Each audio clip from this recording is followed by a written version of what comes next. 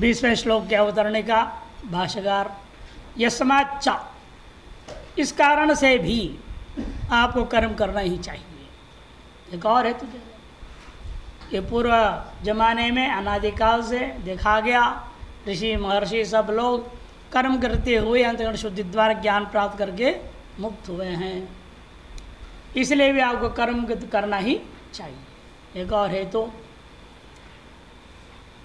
शंकरान्तिकार है ततो मुमुक्षोर अज्ञात आत्मतत्व से अवश्यम कर्मैव कर्तव्यम। जो मोक्ष है और जो अज्ञात आत्मतत्व वाला है, जिसका आत्मतत्व का ज्ञान सम्यक नहीं हुआ है, उसको अवश्यम कर्मैव कर्तव्यम, अवश्य कर्म करना ही चाहिए।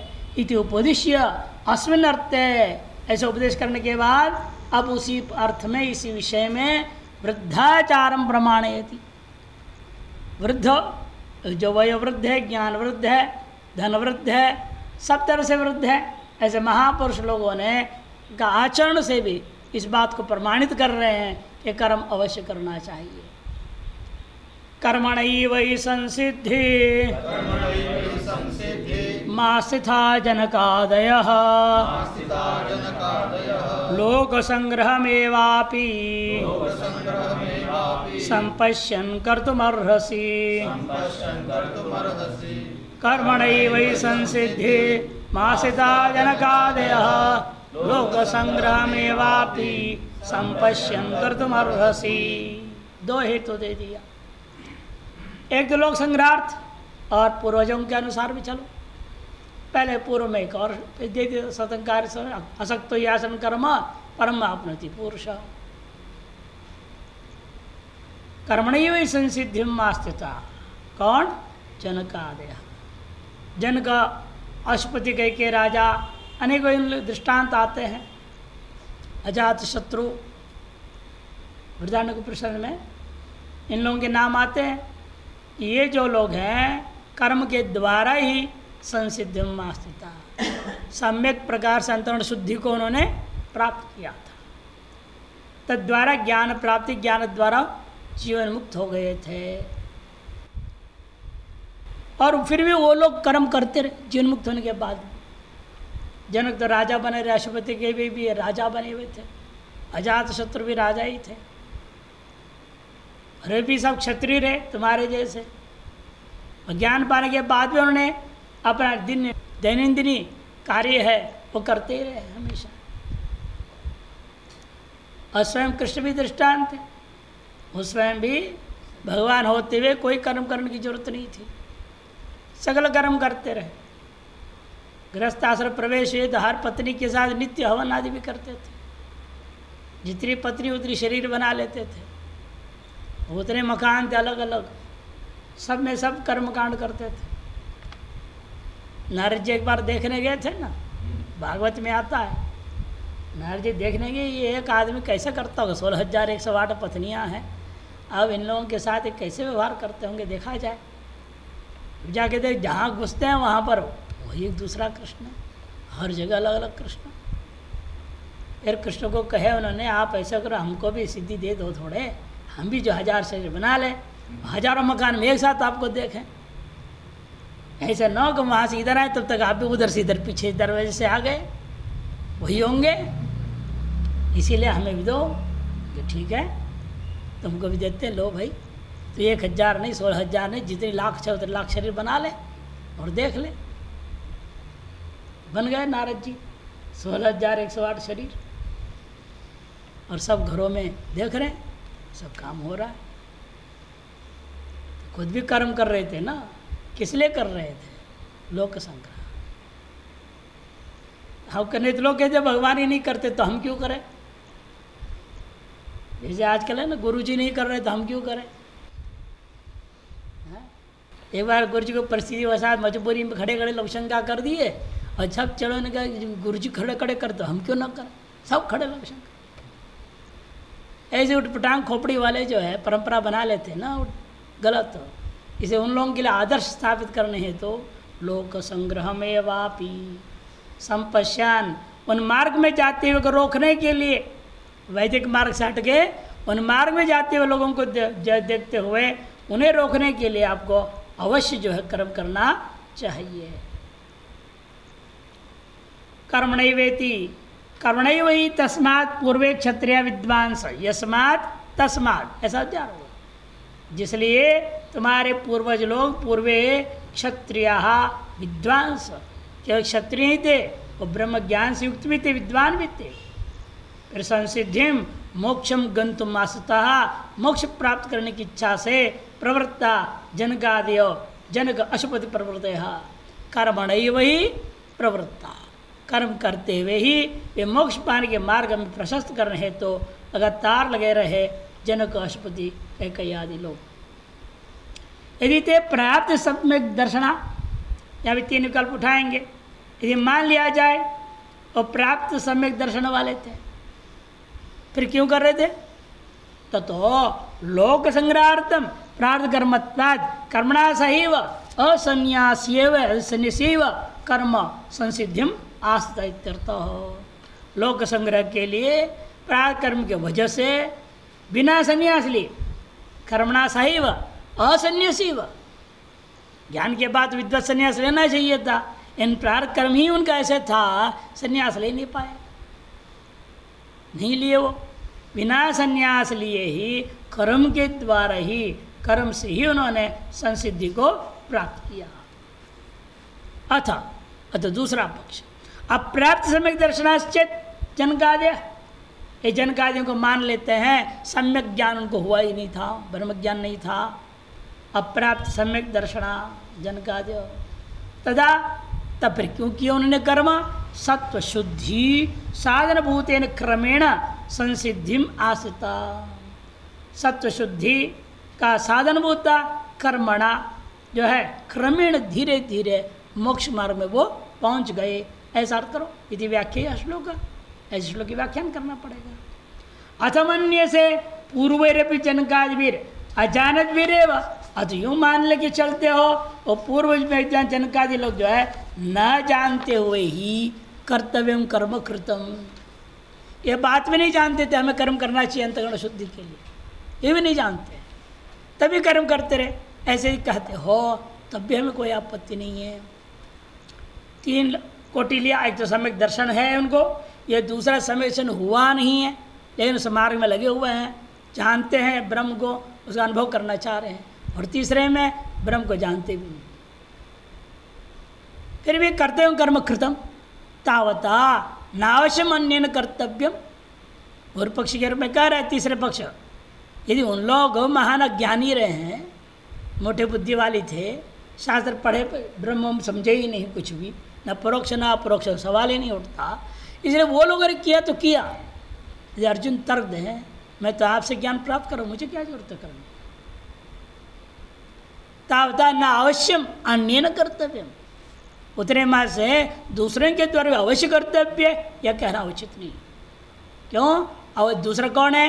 जो असम्यक दर्शन होता कृतार्थ है ना, सम्यक दर्शन वाला है, कृतार्थ है, उसके द्वारा भी अवश्य करना ही चाहिए। इति यदि यद्यपि ऐसे यदि कोई आशंका करे, तथापि प्रारब्ध कर्मायत्तस्त्वम लोक संग्रह में वापी, प्रारब्ध कर्म के अधीन होकर के व्यक्ति को करना ही पड़ता है, ना चाह तो भी करेगा वो, चाहे ज्ञान हो अज्ञान हो, ब्रह्म ज्ञान का परोक्ष ज्ञान हो या अपरोक्ष ज्ञान हो, कोई भी स्तर वाला हो, प्रारब्ध कर्म के लपेट में तो हर एक शरीर है, और प्रारब्ध कर्माधीन कर्म करने का है तो करना ही पड़ेगा, उसे बच नहीं सकता। प्रारब्ध कर्मायत्तस्त्वम, और तुम तो अवश्य प्रारब्ध कर्म से तुम्हें कर्म करना प्राप्त है, तभी तो युद्ध भूमि में आए हो, नहीं तो यहाँ क्यों आते? युद्ध भूमि में आए क्यों?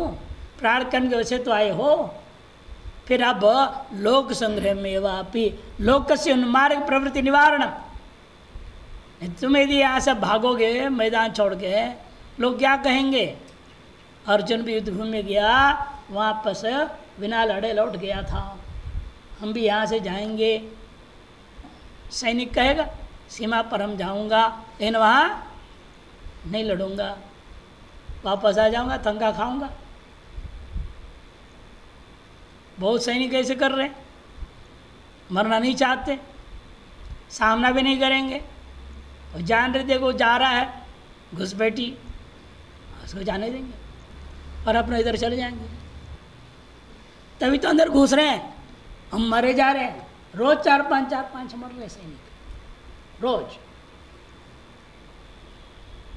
अब कोई नियंत्रण नहीं हो रहा, कोई जवाब भी नहीं दिया जा रहा है ढंग का,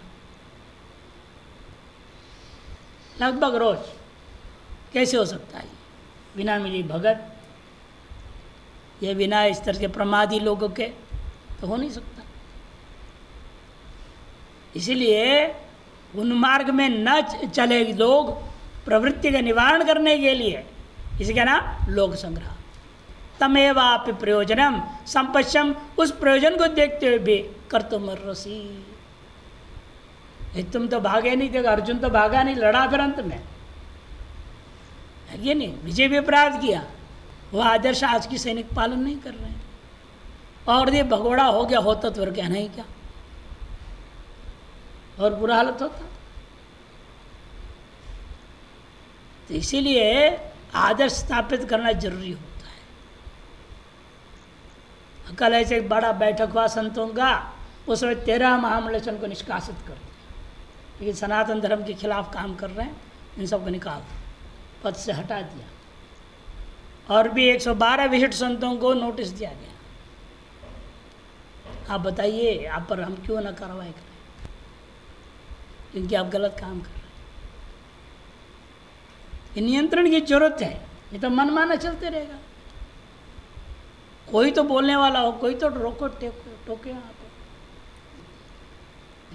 लेकिन जो दूसरी बात करें, जो सनातन धर्म के खिलाफ चल रहे कई लोग, ये इन्होंने अभी जो हुआ है कल की मीटिंग में नोटिस वगैरह दिया गया उस हिसाब से। तो इसीलिए ये नियंत्रण में जरूरत है, लेकिन विधि के अनुसार करें। यह नहीं कि केवल हवाई बातों पे ले पर चल पड़े, ऐसा नहीं। प्रमाण दो, ये प्रमाण है, इसके विरुद्ध आप चले हो, इसलिए आपको दंडित किया जाए। अतएव लोक संग्रह रूपी प्रयोजन को ध्यान में रखते भी तुम्हें कर्म अवश्य करना चाहिए, ऐसे अर्जुन को भगवान ने कहा। जनकादय में जनको वैदेह आदिरेशांते जनकादय। जनक है माने विजयनगर के राजा, आदि में जनका, ऐसा अनेकों का नाम है। और जैसे कि और भी नाम गिना दिया, अशुपति, भगीरथ आदय क्षत्रिया। कर्मणि व श्रौत स्मार्थ कर्मानुष्ठान नहीं, व श्रौत और स्मार्थ कर्मानुष्ठान के द्वारा ही चित्त शुद्धि प्राप्य ज्ञानेन संसिद्धिम आसिता। चित्त शुद्धि को प्राप्त करके ज्ञान के द्वारा संसिद्धि मन मुक्तिम प्राप्य कृतार्था जाता, मुक्ति को प्राप्त करके जो है कृतार्थ हो गए। इत्यतः इसी कारण से त्वमपि कर्मैव कृत्वा, कर्म करके ही तदुत्पन्न चित्त शुद्धिया ज्ञानम प्राप्य, उस कर्म द्वारा उत्पन्न चित्त शुद्धि से ज्ञान को प्राप्त करके मुक्तो भूत्वा सुखेन तिष्ठेत्यर्थ, मुक्त होकर के तुम सुखपूर्वक रहो। यद्वा जनकादि ज्ञान योग निष्ठा निरूढ़तया संसिद्धि मुक्ति प्राप्यापि, कर्म से अंदर शुद्ध होके इस जन्म में उनको ज्ञान हुआ ऐसा नहीं, पहले से ज्ञानी थे वो, ये मान लिया जाए। जनकादि ज्ञान योग निष्ठा में आरूढ़ थे, निरूढ़ा। अर्थात संसिद्धि मुक्ति प्राप्यापि, संसिद्धि मुक्ति को प्राप्त करने के बाद भी कर्म करने में लगे रहे। प्राप्यापि लोक हितार्थम कर्मणैव सहस्थितः, लोक का हित में कर्म के सहित वे बने रहे गृहस्थी में ही। स्वयं कृतार्थापि मूढ़धारणार्थं कर्म कुर्वन्तः, स्वयं कृतार्थ होते हुए भी मूढ़ों को संसार सागर से पार कराने के लिए वे कर्म करता हुआ आदर्श स्थापित किए। कुर्वन्त एव स्थिता इत्यर्थः। आरूढ़ानाम एवं सति किम होता अनात्मज्ञेन आरूढ़ुना। जब आरूढ़ लोग भी इस प्रकार से अपने प्रारब्ध कर्म के अनुसार जीवन यापन करते हुए कर्मानुष्ठान कर दूसरों को आदर्श स्थापित कर रहे हैं, जो आरूढ़ है उसको तो कहना ही क्या है। क्या गीता में कहे आरूढ़ और मुने, आरूढ़ मुनेर योगम कर्म कारणम उच्यते, आरूढ़ से तस्यैव शमः कारणम उच्यते, शमः कारणम उच्यते, ये लिखा है। तो इसलिए किमुत जो अनात्म ज्ञानी है आरुरुक्ष है उसके द्वारा तो त्वया मोक्षार्थं कर्म कर्तव्य, मोक्ष पाने के लिए या अंतर्गत शुद्धि द्वारा मोक्ष पाने के लिए कर्म तो अवश्य करना चाहिए। इत्येवं मुमुक्ष और अनात्मज्ञस्य आरुक्ष और मोक्षार्थ अवश्यम कर्म कर्तव्य। वह मुमुक्ष है, अनात्मज्ञ आरुक्ष है, उसके द्वारा मोक्ष पाने के लिए अवश्य कर्म करना चाहिए। इति निर्धार्य इदानीं मुक्तेनाप्यधिकारिकेण लोकहितार्थम, और इस प्रकार हो गया। अब मुक्त के द्वारा भी आधिकारिकेण मुक्त होने के बावजूद भी यदि गृहस्थ आश्रम में रह रहा है अपने अधिकार के उसको कर्म करना ही चाहिए। मैं मुक्त हो गया हूँ इसलिए मैं नहीं करूँगा, ऐसा नहीं होना चाहिए। मुक्तेनापि मुक्त होने पर भी आधिकारिक यदि अधिकार मानता है अपना तो लोकहितार्थम कर्म कर्तव्य, वह लोक का हित में कर्म अवश्य करना चाहिए। यदि बोधयितुम तथा दृष्टान्तत्वेन, इस विषय में दृष्टांत रूपेण मुक्त जनकादियों को दृष्टांत बना दिया। जनकादीनां ज्ञान वृद्धानां प्रवृत्ति उदाहृत्य, प्रवृत्ति को उदाहरण करके तवापि एतादृश अधिकार यदि अस्ति, ये तुम्हारे अंदर भी अपने आप को तुम मानते हो, मैं भी प्रार कर्माधीन होकर यहाँ कर्माधिकार को लेकर के आया हुआ एक गृहस्थ क्षत्रिय हूँ, इसे मेरे को करना चाहिए, यदि ऐसे मानते हो तिष्ठतु तथापि जनकादिवत्वया लोकहितार्थमपि अधिकार यदि अस्ति तिष्ठतु, यदि ऐसा है तब तो निश्चित रूपेण जनकादि के समान लोकहित के लिए कर्म अवश्यम कर्तव्य व त्वयापि अवश्य कर्तव्य इति। महापुरुष प्रवृत्तिया खलु शास्त्र से प्रामाण्यं कर्मणः प्राशस्त्यम अज्य तरणंच पारंपरेण आचार प्रचयोपि च सिद्ध्यति। यदि महापुरुष लोग वैदिक धर्म में वैदिक कर्म में प्रवृत्त रहते हैं, उसे चार चीज़ हो सकती है। एक, उनके द्वारा शास्त्र की प्रामाण्यता स्थापित किया जा रहा है, शास्त्र से प्रामाण्यम, और कर्म की प्राशस्त्य, अज्ञानां तरणंच, तथा पारंपरेण आचार्य प्रचयोपि, परंपरा आचरण में विस्तार फैलाव वृद्धि प्रचार भी हो जाएगा। शास्त्र की प्रामाण्यता सिद्ध होगी, कर्म की प्राशस्तता सिद्ध होगा, आज्ञाओं का तरण होगा, और परंपरा पूर्वक आचार का जो चलाया है वह वृद्धि आगे बढ़ना यह भी सिद्ध हो जाएगा। अतो मुक्तेना भी अवश्य महता कर्म कर्तव्यम, मुक्त के द्वारा भी अवश्य बड़ा से बड़ा कर्म करना ही चाहिए। इतिहासेनाह लोक संग्रमेवापीति। लोक पामर जना, लोक मने आम आदमी, पामर जन, शास्त्र ज़्यादा पढ़ा लिखा नहीं है, वो तो नकल करना ही जानता है। जो पामर होते हैं वो क्या देखते दूसरा बड़े ऐसे करे तो हम भी वैसे करेंगे। हर घर में देखिए, जो बड़ा भाई जैसे करेगा ना, छोटा भी उसका नकल करेगा। यहाँ भी देखते हैं बड़े बच्चे कुछ चिल्लाने लगेंगे, छोटे वैसे ही चिल्लाने लग जाएंगे पीछे पीछे। बड़े का अनुकरण करना, चाहे वो गलत कर रहे हैं सही कर रहे हैं, उसके विवेक तो है ही नहीं उन्हें, इसीलिए उसका नाम पामर कर है। तो वो लोग हमेशा अनुकरण स्वभाव वाले हैं, उनके लिए इसे लोग का मने पामर जन तस्य संग्रह सत्कर्म मार्ग प्रदर्शन, उनके लिए संग्रह करने का मतलब उनके लिए सत्कर्मों के मार्ग का प्रदर्शन के द्वारा तारणम उन्मार्गात निवारणम, उन्मार्गान निवारणम, दोनों कार होनी चाहिए। उन मार्ग से उनको हटा करके सन्मार्ग में लगा करके उनको तार देना संसार से। तम इमम, ऐसा वैसी यह जो लोक संग्रह में वर्तम संपश्यम, लोक संग्रह रूप इस प्रयोजन को ध्यान में रखते हुए मया क्रियमाण कर्म, देखो स्वयं भगवान भी क्या है, कर रहे कर्म को, मया क्रियमाण कर्म लोकोपकाराय भवती थी पश्यन्नपि, लोकोपकार के लिए होता है, यह अनुमान से भी जानते हुए भी कर्म कर्तुम तुम अर्हसि, तुम कर्म करने योग्य हो इत्यर्थः। कर्मणैव इत्यत्र तृतीय विभक्ति हुई है, किस आधार पर हुई है यहाँ पर, सहयुक्ते अप्रधाने इत्यन सहयोगे तृतीया, सहयोग में तृतीय व्यक्ति सहित, कर्म सहित ही हर व्यक्ति प्रारब्ध कर्म जन्म लिया हुआ है। आप जन्म ले रहे हैं, उसी समय आप प्रारब्ध कर्म में तय हो गया है, मरण पर्यंत आपके द्वारा सामान्य रूपेण जो जो कर्म करना विशेष होगा वो सब आ जाता है, ज्ञात हो जाता है। इतने सहयोग तृतीया दृष्टांत सर्पेरस्ति पयसी क्षुगो रसस तैलमस्ति तिलमध्येव तत् लभ्यते मथन यंत्र कर्षण कर्मणा हृदय गता तथैव चितिति। सर्पिरस्ति पयसी, दूध में घी है, अब तो देखते रहो घी निकल आएगा। दूध को देखते रहने से, कुछ ना करने से घी निकलेगा क्या? मालूम है आपको इसमें घी है, इन आपको करना पड़ेगा। इसका दही जमाओ, मंथन करो, मक्खन निकालो, मक्खन को पकाओ, तब न घी बनेगा। एवमेव इक्षुगो रस, गन्ने में रस है, उसको बिना किसी यंत्र आदि में डाल के कर्षण करके रस निकाले बिना गुड़ और चीनी बन जाएगा? करना पड़ता है तब होगा।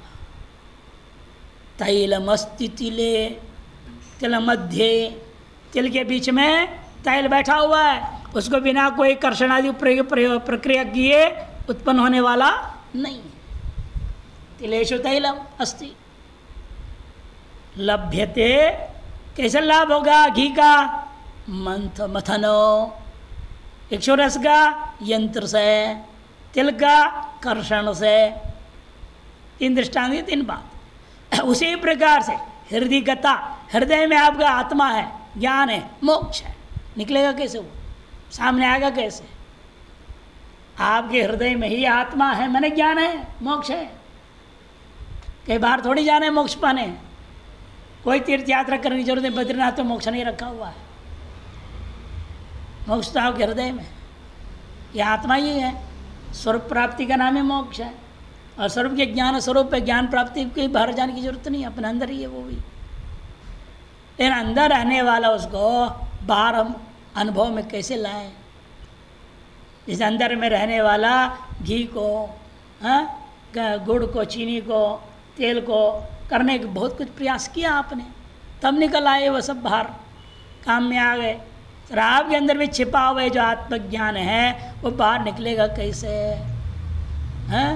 कर्मणा, एक ही तरीका है, कर्म करो ताकि अंतःकरण शुद्ध हो जाए, अपने अंदर विद्यमान आत्मा का ज्ञान अनुभव करने लग जाए। हृदय गता तथैव चित्त, हृदय में विद्यमान उस चित्त को, चैतन्य को, आत्मा को, ज्ञान को उसी प्रकार कर्म से आप जो है निकाल के अनुभव कर सकते हैं। कर्म के द्वारा अंतःकरण में जो आवरण है और विक्षेप है, मल है, इनको साफ करना पड़ेगा। तब अंतःकरण अपना स्रोत जो है, चैतन्य, प्रकाश, ज्ञान का जो स्रोत है, उस स्रोत की ओर अनुभव करने लगेगा, देखने लगेगा। नहीं तो बहिर्मुखी पड़ा रहेगा वो। इत्यनेन ज्ञापितम भवति कर्मणैव इष्ट सिद्धिर्भवति थी, कर्म से इष्ट सिद्धि प्राप्ति होती है, मालूम हो रहा है। अपि क्यों का? अपिरत्र चारते, च का समुच्चय, च का अर्थ समुच्चय करना। किसका समुच्चय करेंगे आप? शिष्टाचार विषयत्व समुच्चयार्थम, शिष्टाचार विषयत्व का समुच्चय करने के लिए। लोक संग्रहार्थ व अवश्यम कर्तव्यम, कथम? अथवा लोक संग्रह करने के लिए कहा आपने विकल्प क्यों दिया? तो सर्वे राजाश्रिता धर्मा राजा धर्मस्य धारक, ये श्रुत है। और आप तुम क्षत्रिय हो, क्षत्रिय कर तुम नहीं करोगे, सब धर्म बिगड़ जाएगा। क्यों? सर्वे धर्मा राजाश्रिता, सभी धर्म राजा में आश्रित है। क्योंकि जनता में समय पर धर्म आश्रय हो रहा है, नहीं हो रहा है, उसको देखकर नियंत्रण कौन करेगा? राजा ही करेगा। राजा आश्रित सर्वी धर्म है, और उसके लिए खुद को पालन नहीं करेगा तो दूसरों को कैसे कहे तुम पालन करो? भूल ही नहीं सकता। इसलिए क्षत्रिय का काम है खुद सकल धर्मों का अनुष्ठान करे, वर्णाश्रम अनुसारेण, प्राप्त अधिकार के अनुसार, और अपनी प्रजा से भी करवावे। ये उसका काम है। ये अशुपति के राजा की कहानी में आप गाते हो, उपनिषद में छांदोग्य में लिखा है, राजा साफ कहता है मेरे राज्य में कोई अनाहित अग्नि नहीं है, सब अग्निहोत्र करते हैं। कोई व्यभिचारी पुरुष नहीं तो व्यभिचारिणी स्त्री कहाँ से मिलेगी मेरे राज्य में? इतनी उद्घोषणा करने की हिम्मत राजा कैसे कर सकता है? पूरे देश की जनता पर हो गारंटी के साथ कहता है मेरे देश में कहीं भी कोई अनाचार नहीं है, व्यभिचार नहीं है, अत्याचार नहीं है, किसी के साथ अन्याय नहीं होता, हम कर तक वसूल नहीं करते। यहाँ जबरदस्ती टैक्स लिया जाता, नहीं देगा तो जेल में डाल देंगे। लोग स्वेच्छापूर्वक राज्य संचालन करने के लिए कर देते हैं, इसलिए हमारा अन्न पवित्र है, इसलिए आप कृपया अन्न पाइए। ये ऋषियों को उन्होंने कहा कि पूरे दिन आए थे, रात भर कुछ खाए पिए ना रहे वो 6 ऋषि, तब राजा अपनी सफाई देता है, ये सोच के ऋषियों के मन में ये तो नहीं है ये अन्न पवित्र है, खून से सना हुआ है, लोग जो जबरदस्ती, ऐसे नहीं है। तो राजा इतना साफ बोल रहा है कि सब के सब हमारे कर्मकांडी हैं। कोई भी व्यक्ति ऐसा नहीं जो गृहस्थाश्रम में गया हो, पुत्र हो गया, अग्नि का आधान नहीं किया हो, अग्निहोत्री ना हो, ऐसा है ही नहीं हमारे देश में ये कभी। और यहाँ तो गिनना पड़ रहा कितने हैं हमारे देश में इस समय अग्निहोत्री कितने हैं? 15-20 हैं। और गृहस्थ कितने हैं जिनके बेटे भी हों? करोड़ों में। इसे स्पष्ट है वो समय क्या था और आज कितना पतन हो चुका है,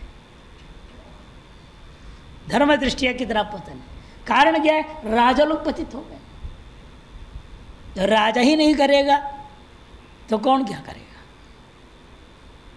राजा का भय भी नहीं रह जाता, इसीलिए हमें दंडित कर देंगे ये डर ही नहीं रह गया। इसलिए जो है इनका कहना है कि सर्वे धर्मा राजा श्रद्धा, राजा धर्म से धारक हो, अतः राजा को धर्म का धारक का है और तुम भी क्षत्रिय हो, राजा हो, इसे तुम्हारे द्वारा अवश्य कर्म करना चाहिए। यदि वार्तिकार ने उक्तम, यदि वार्तिकार ने जो कह दिया सर्वाधिकार विच्छेदी ज्ञानम चेद्यपि पेयते कुतो अधिकार नियमो व्युत्थाने क्रियते बलात्। वार्तिकार सुरेश्वराचार्य कहते हैं सर्वाधिकार का विच्छेदी होता है कौन? ज्ञान। ज्ञानम सर्वाधिकार का विच्छेदी है वो। यदि वह तुम्हें स्वीकार है चेद अभिपेयते खुदो अधिकार नियम हो, व्युत्थान करने संन्यास करने के लिए अधिकार के नियम क्यों कर रहे हो? किसी को भी संन्यास लेने का अधिकार होना चाहिए। ब्राह्मण, क्षत्रिय, वैश्य, शूद्र, म्लेच्छ, हर व्यक्ति को दे दो अधिकार। किसी को भी क्यों न दिया जाए अधिकार? क्यों नियमन कर रहे हैं आप? ब्राह्मण को सन्यासी होने चाहिए, दूसरे को नहीं। ऐसे वार्तिकार ने कह दिया। लेकिन क्या है, क्या उनका वह कथन सही है? और इन्हीं की बातों को लेकर के आज बहुत सारे महात्मा लोग शूद्र को, विदेशियों को, अंग्रेजों को, गोमांस भक्षी म्लेच्छ उनको भी खिला देते हैं, संन्यास दे देते हैं, साथ में बैठ के भोजन पाते हैं। कितनी गलत है कि वार्तिककार किस आशय से कह रहे हैं, वो ज्ञान की स्तुति गाने का मतलब है कि जीवन में आचरण करना है चीज को। ऐसे कहते हैं प्रौढ़ीवाद, इसको क्या कहते हैं? प्रौढ़ीवाद। आगे लिखा है इसलिए तत्व प्रौढ़ीवाद मात्र ने उत्तम, जब प्रौढ़ीवाद मात्र से कहा गया है। प्रौढ़ीवाद क्या है? विद्युत्ता प्रश्न पूर्वक वाग दिग्धता युक्त अहंकार पूर्ण दुस्साहसोक्ति ही प्रौढ़ीवाद, इसका नाम प्रौढ़ीवाद है। विद्युत्ता का प्रश्न कर रहे हैं हम। नियुक्ति वहां क्या दिया? जो चोटी रखने को चारों को अधिकार है, चोटी को काटने का भी चारों का अधिकार बराबर होना चाहिए। नहीं तो कम से कम जिन्हों पहनने का अधिकार तीनों का अधिकार है ना, ब्राह्मण, क्षत्रिय, वैश्य, इन तीनों का कम संन्यास होना चाहिए। ये युक्ति उन्होंने दी, वैसे खंडन किया दूसरों ने। इसी गीता में आगे खंडन भरपूर आएगा। ये नहीं हो सकता है। जनु चोटी के अधिकार के आधार पर ही केवल संन्यास, वो संन्यास दीक्षा हो सकती है, सर्वकर्म संन्यास नहीं हो सकता। लेकिन दीक्षा में भी गुण को देखना पड़ेगा ना, क्या वो गुण है? संन्यास धर्म का आचरण करने की योग्यता, क्षमता, सामर्थ्य है, उसको देखे बिना थोड़ी संन्यास दीक्षा दिया जाएगा। आजकल सब यही हो रहा है, बात अलग चीज़ है, कलयुग है, कलयुग का प्रभाव है। कोई योग्यता देखने की जरूरत नहीं है।